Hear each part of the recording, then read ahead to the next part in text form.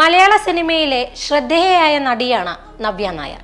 നന്ദനത്തിലെ ബാലാമണി എന്ന കഥാപാത്രത്തെ അങ്ങനെ പെട്ടെന്നൊന്നും മലയാളികൾ മറക്കാനിടയില്ല. നീണ്ടൊരു ഇടവേളയ്ക്ക് ശേഷം നവ്യ നായർ ഇപ്പോൾ സിനിമാ രംഗത്ത് വീണ്ടും സജീവമാണ്. പുതുതായി ഇറങ്ങിയ ഒരുത്തി, ജാനകി ജാനെ തുടങ്ങിയ ചിത്രങ്ങളെല്ലാം താരത്തിൻ്റെതായി ശ്രദ്ധിക്കപ്പെട്ടിരുന്നു. കഴിഞ്ഞ ദിവസമായിരുന്നു താരത്തിന്റെ 38ാം ജന്മദിനം. ചെറിയ രീതിയിലുള്ള ആഘോഷം മാത്രമായിരുന്നു ഉണ്ടായിരുന്നതെങ്കിലും പ്രിയപ്പെട്ടവരെല്ലാം ഒത്തുകൂടി താരത്തിന്റെ ജന്മദിനം മറക്കാൻ പറ്റാത്ത അനുഭവമാക്കി മാറ്റിയിരിക്കുകയാണ്.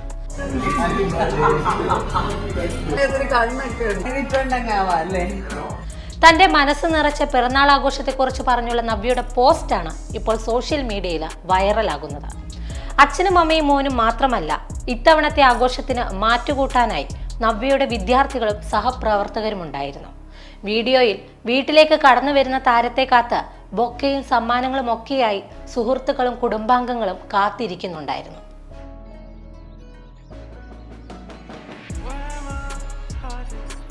ഇതിനിടെ തന്റെ അച്ഛൻ പിറന്നാൾ ദിനത്തിൽ തനിക്കായി എഴുതിയ ഹൃദയഹാരിയായ കുറിപ്പിലെ വരികൾ വായിച്ച നവ്യ നായർ കണ്ണീർ പൊഴിക്കുന്നതും വീഡിയോയിൽ കാണാം. ഞാൻ എൻ്റെ മലയാളം ഡിക്ഷണറി തുറക്കുകയാണെന്ന് പറഞ്ഞായിരുന്നു നവ്യ അച്ഛൻ്റെ കത്ത് വായിച്ചു തുടങ്ങുന്നത്. ഞാൻ എന്റെ മലയാള ഡിക്ഷണറി ഓപ്പൺ ചെയ്തിരിക്കുകയാണ്. അഭിമാനിയായ മക്കൾ ഏതൊരു മാതാപിതാക്കളുടെയും സ്വപ്നമാണ്. മക്കൾ ഏതൊരു മാതാപിതാക്കളുടെയും സ്വപ്നമാണ്.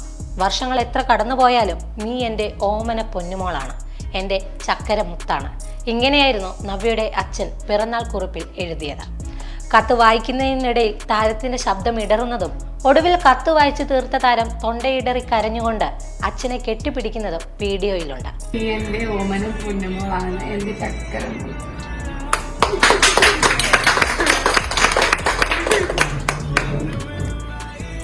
എന്തായാലും തന്റെ നല്ല കാലത്തും ചീത്തക്കാലത്തും കൂടെ നിന്ന തൻ്റേതെന്ന് വിളിക്കാവുന്ന ഒരു കൂട്ടം ആളുകൾക്കൊപ്പമായിരുന്നു ഇത്തവണത്തെ തന്റെ പിറന്നാൾ ആഘോഷമെന്ന് കുറിച്ചുകൊണ്ടാണ് താരം ഈ വീഡിയോ സോഷ്യൽ മീഡിയയിൽ പങ്കുവച്ചിരിക്കുന്നത്.